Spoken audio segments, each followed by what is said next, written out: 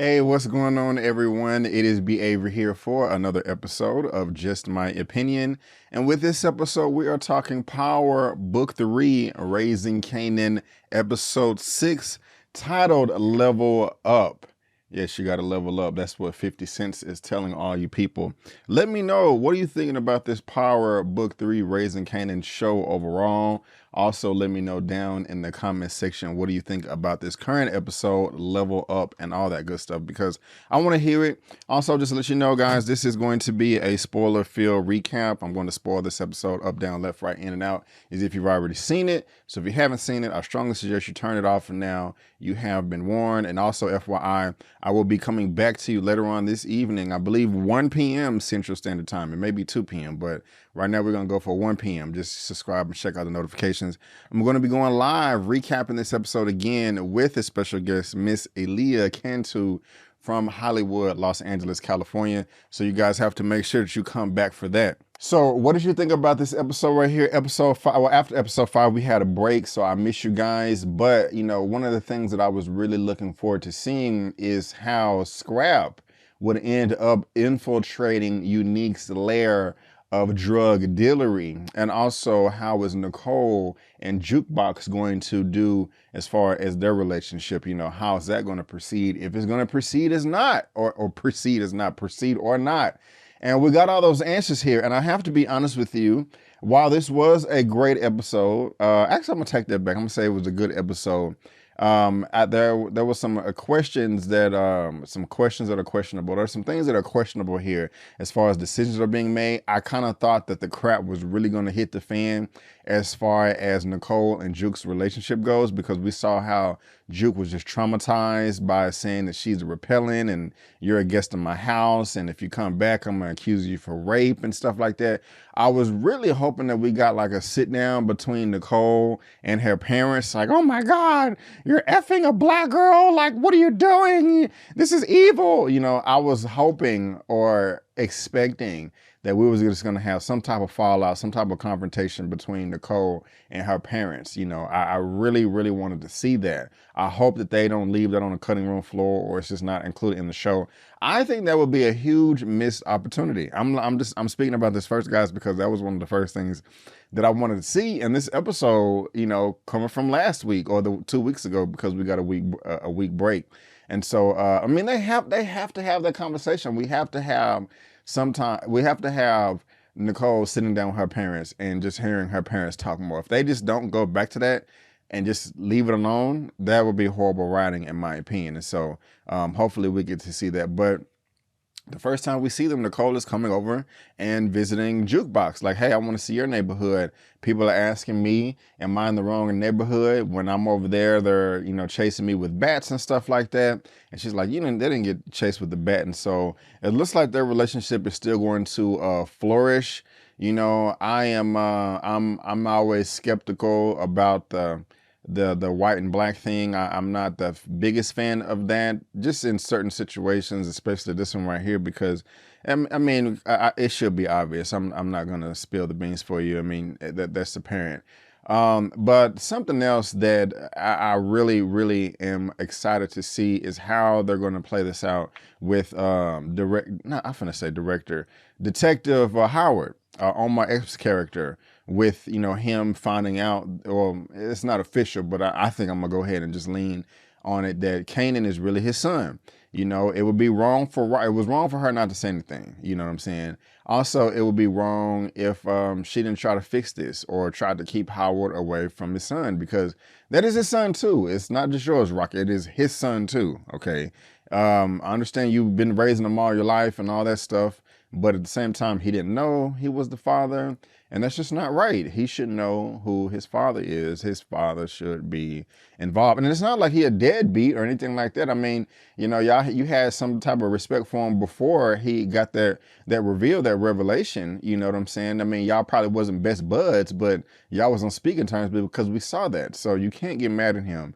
I really do hope that Kanan comes through with the bone marrow, and we can see how that plays out, or maybe it won't. That'll just make the show that much more dramatic. But I was kind of shaking my head when Howard went up to the doctor in the parking lot, and she gonna make that dumbass comment talking about, Howard, you don't look well. He's like, because I'm dying. I'm like, of course he's not going to look. Why would you make a comment like that? That was stupid. Also, Howard, you don't want to be creeping up on people in parking lots like that, especially women, white women, because all she going to be like, oh my God, and scream. And then, you would have been shot and you're a cop yourself. You know what I'm saying? I'm being serious. I'm not being funny. I mean, it's unfortunate, but I was gonna say something personal, something I had to do, but I'll just stick to the power. But don't be doing all that right there. Now I also want to start jumping towards the end. We don't want to do that. Let's go back towards the beginning with Lulu. He's paying for everybody's bills. Okay. He's running the show, and Rock is just like, hey, you're spending all of our money. She's like, it's my money too. I'm like, Karma Camacho, bro, what is going on with you, man? Why can't you pay your bills? I mean, I understand you may get behind a little bit, may need a little bit of assistance here, a little bit of assistance there, but it seems like Lulu is running the whole show or whatever. So what's going on with that right there? I'm just, like, I feel like there's going to be some huge fallout between the Camacho dude and the Camacho dude, and also Lulu or whatever. It's going to be a big shift in the hierarchy of power when it comes to that, their relationship at the studio and stuff like that. Now, I was also kind of skeptical, thinking that Lulu's girl was going to end up smashing. I'm trying to find this guy's name, the Camacho guy. I was thinking that this girl was going to smash, Lulu's girl was going to smash him. I really don't feel that way anymore. I mean, it still probably could happen. She still could probably smash him behind Lulu's back to try to get some type of favor or something like, hey, I know your man is paying all the bills, but he didn't pay this bill. And if you want the studio time, you got to give me a little ducka. And I don't know. They end up smashing. He walks in on it. Their relationship falls apart, or he ends up beating up the Karma Camacho dude. I don't know. We're going to have to see. But I was for darn certain that was going to happen, but I don't think that's the case anymore. I don't know. I don't know. What do you guys think? Let me know down in the comment section of what you think. Now, I'll keep looking over here to your left, is I was trying to find his name. Sometimes, like, when I see somebody's name, I can really start going in on different plot points and things start coming back to my head. But for some reason, I cannot find Karma Camacho's name on this episode, so I don't know what's going on there.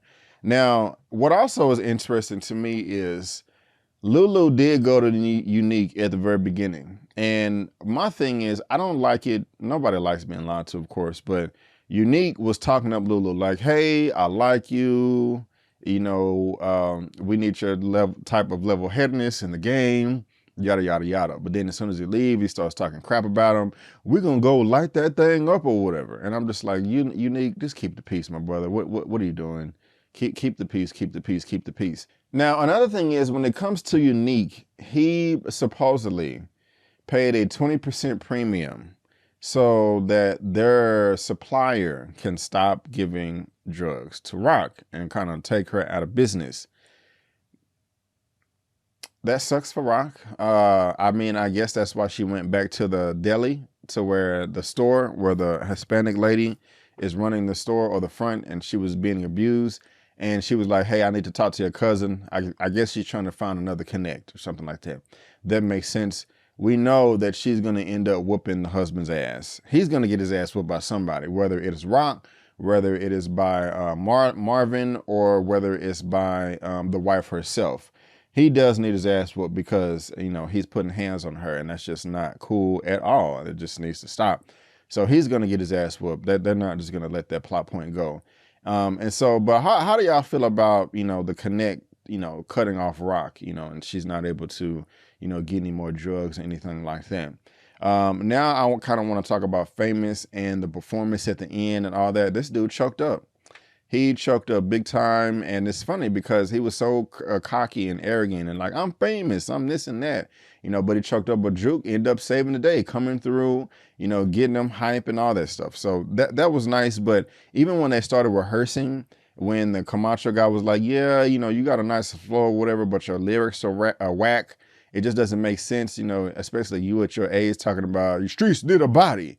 It just sounds funny coming from Famous. And, even though Juke can sing, street life, yeah, okay, I can't sing like her. But I'm just like, y'all don't match these words at all. And of course, Kanan put it together and narrated by 50 Cent, you know, talking about, you see how I put this together? This is what rappers do. They talk about stuff that they ain't never done, that they ain't never did. And it just sounds funny. Streets need a body, streets need a body. You know, and so, I mean, at least he was able to come through with the confidence and all that stuff. But yeah, he needs to get some new lyrics because it just seems silly to me, you know. Now, one of the things that I found questionable is, first of all, the man that trying to rape and take advantage of Rock is disgusting. No excuses. That's just, you're crazy. Going back a little bit, how do y'all like the landlord, the super or whatever? I don't think he's a super, but like the landlord or the, I don't know, the building manager, whatever you want to call him. You know, Rock, the inspection people are not going for this. And, excuse me, I'm sorry. When Rock was over there, you know, negotiating, deliberating with the inspection guy, I was like, there was another moment I was like, man, Rock, if you kill this man, just out of cold blood, you know, I may have to stop watching the show. That's just too much. I don't want to just, you know, see you just killing innocent people for no goddamn reason, just because you want to get what you want. Now, you know, you killed him. We killed him. Well, I didn't kill him, but they killed him here for a reason. We're gonna talk about that in a second. But I was like, man, like, you know, what's going on? You know, Rock, don't do it, because she got that little smirk on her face, like, keep talking, nigga. I'm gonna shoot you. But she didn't, which is good, you know. And I was like, this dude gonna try to smash or whatever. So I didn't put it together when she was putting on the dress or whatever, and, you know, going over there, you know, looking all nice and pink and stuff. And I'm like, where's she going? You know, I don't think she's finna go link up with Symphony. And then I was like, oh, when they show her the next thing when she was coming, I was like, oh, she finna go smash on old dude. And I was like, she's not finna smash him. She is not about to smash him. She's gonna try to talk and give him some cash or something. I wouldn't. I would have been a little disappointed if he would have got it just so easy. But you know, he go in there or whatever, smoking his little cigarette, looking at his watch, like, yeah, you better be on time. I'm just like, golly, dude, what's going on? And so he talking about, hey, I've asked around, and apparently you're just some drug dealer lady. Apparently you didn't ask the right people, because this chick is not messing around or whatever, and she got some heat. You know, she got some backup. And bro, you probably could have like seduced her, or at least try or talked her way into like something, man. I don't know, got a hand job or something. But you just want to choke her out talking about, I'll tell you what type of deal it's going to be. What did you think was going to happen? I mean, are you serious? Did you really think that you was going to be able to take advantage of her, rape her, you know, have sex against her will, and everything was going to be okay, that the transaction was just going to go through, and you were just going to have this one over her? That was dumb. That was dumb. And then she knocked him out, and then she ended up tying him up or whatever. Now, this is stupid to me. I thought that I don't think they should have killed him. I think they should have just beat his ass severely. Maybe pulled a few teeth, you know, broke a toenail toes, or some fingers or something. Make sure he felt it. But why would you put him in the wall? I mean, that man sound cool. Like, yeah, I'll put somebody in the wall if you cross us over. But it's gonna stink. It's gonna smell bad. I mean, my goodness gracious, ain't you finna rent out their apartment too? Is your name I don't know, maybe not. Maybe, I don't know, maybe it's gonna be a complete cash transaction for her taking over that apartment.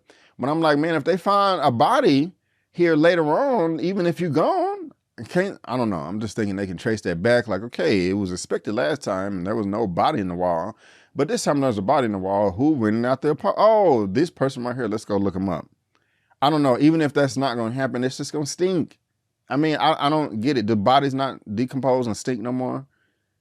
I mean, I don't know. So, yeah. I mean, they are in the hood. It's not like, I don't know. It just didn't seem like the best idea to me.